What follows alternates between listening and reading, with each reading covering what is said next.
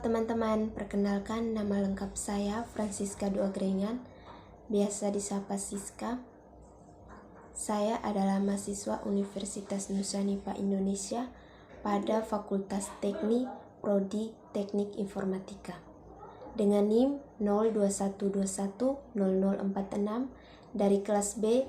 Tujuan pemaparan materi ini adalah untuk memenuhi ujian akhir semester mata pelajaran Bahasa Indonesia dengan dosen pengampu Ibu Wita Kolo.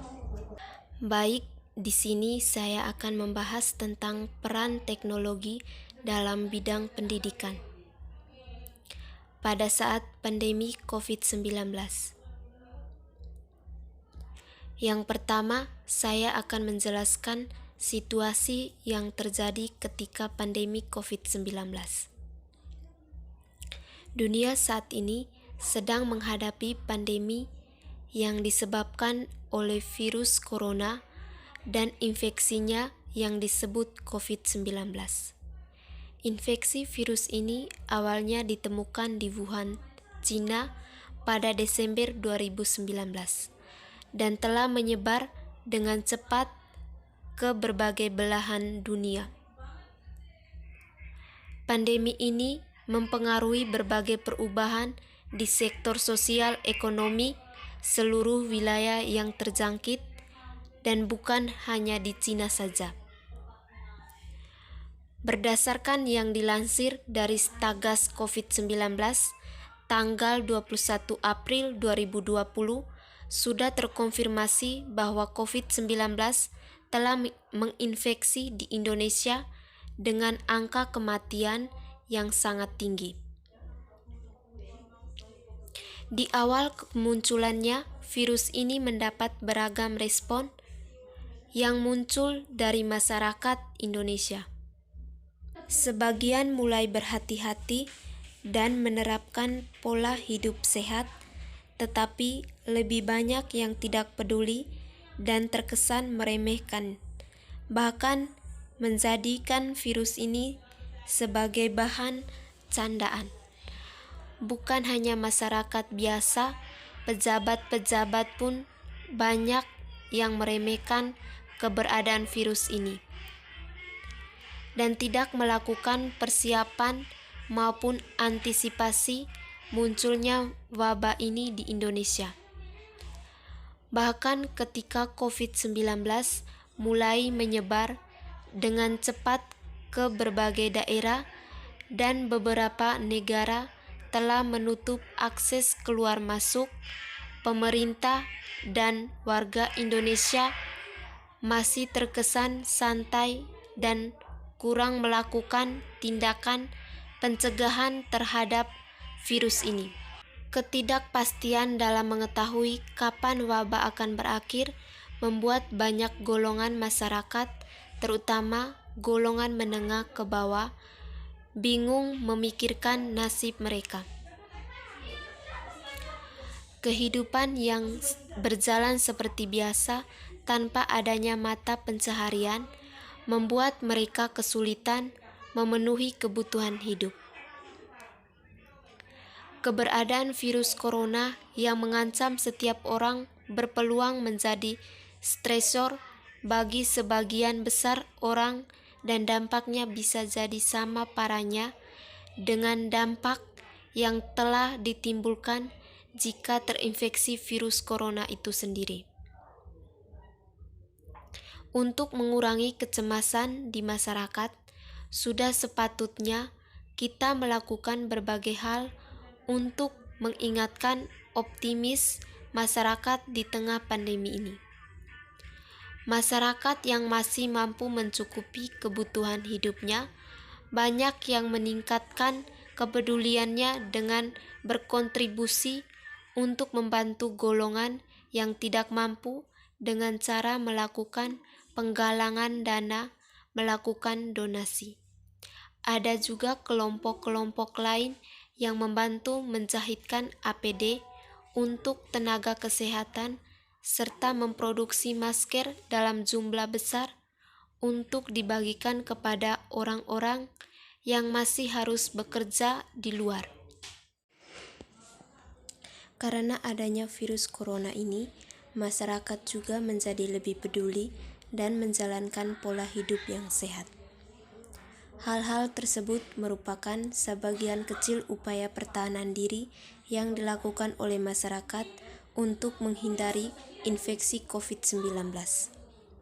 Pandemi COVID-19 yang telah merubah berbagai aspek dalam keseharian kita. Kecemasan dan rasa tidak aman yang dialami sebagian besar dari kita harus bisa disikapi dengan rasional agar kita bisa bertahan hidup dan juga membantu orang lain bertahan. Penerapan pola hidup sehat dan mengikuti anjuran pemerintah juga harus kita lakukan sebagai upaya pencegahan penyebaran COVID-19.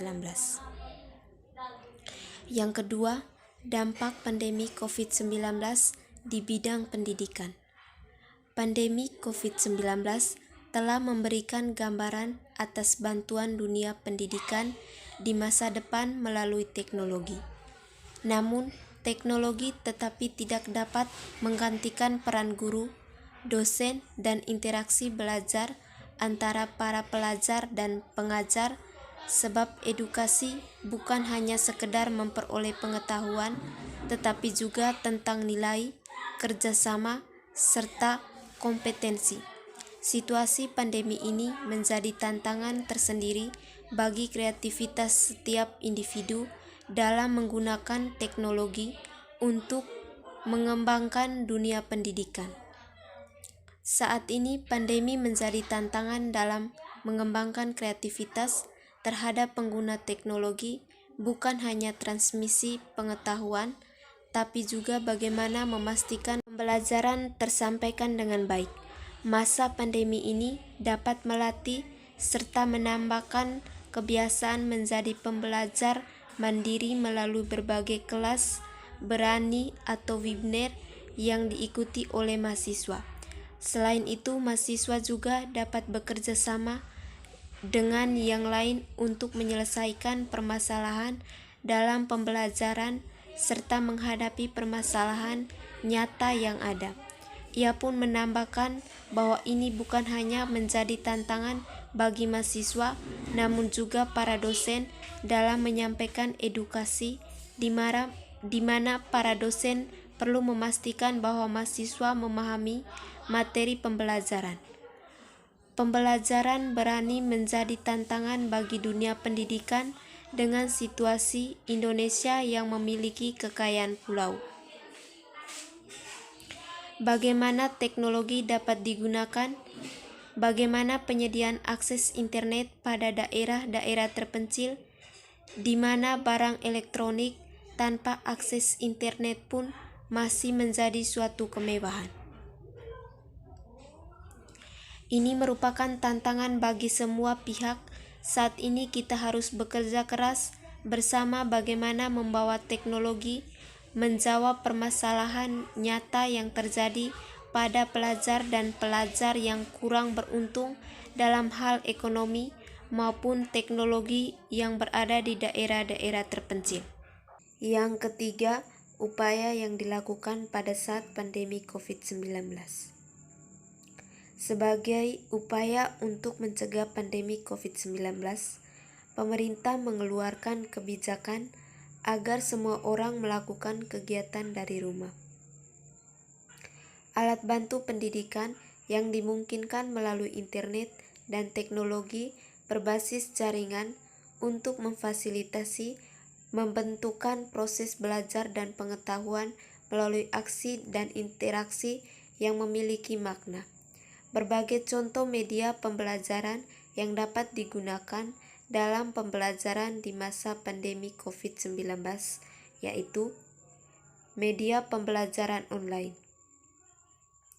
Media pembelajaran online merupakan media yang dilengkapi dengan alat pengontrol yang dapat dioperasikan oleh pengguna atau user, sehingga pengguna dapat mengendalikan dan mengakses apa yang menjadi kebutuhan pengguna, seperti mengunduh ataupun mengupload materi.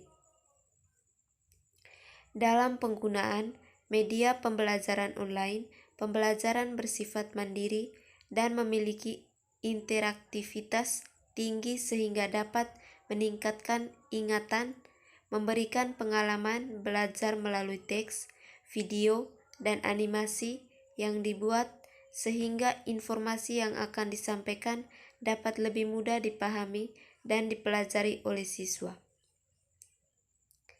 Berbagai media pembelajaran online yang dapat digunakan dalam pembelajaran yaitu, di sini saya akan menjelaskan tentang pembelajaran online dengan menggunakan Zoom Meeting. Baik, yang pertama install aplikasi Zoom di Play Store. Ini tampilan awalnya. Di sini kita langsung klik join a meeting kalau teman-teman mau langsung join meeting. Klik sign up kalau mau buat akun. Klik sign in kalau sudah punya akun. Oke, langsung saja kita klik join a meeting. Kita diminta untuk memasukkan meeting ID. Meeting ID biasanya dibuat oleh room Zoom-nya atau pembuat meetingnya. Lalu pada join with a personal link name, masukkan nama masing-masing lalu klik join a meeting.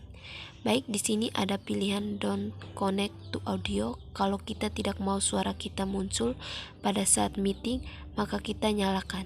Di turn off my video akan tampil pada saat meeting bila tidak dinyalakan. Di sini diminta untuk masukkan password, lalu klik OK. Dan begini tampilannya.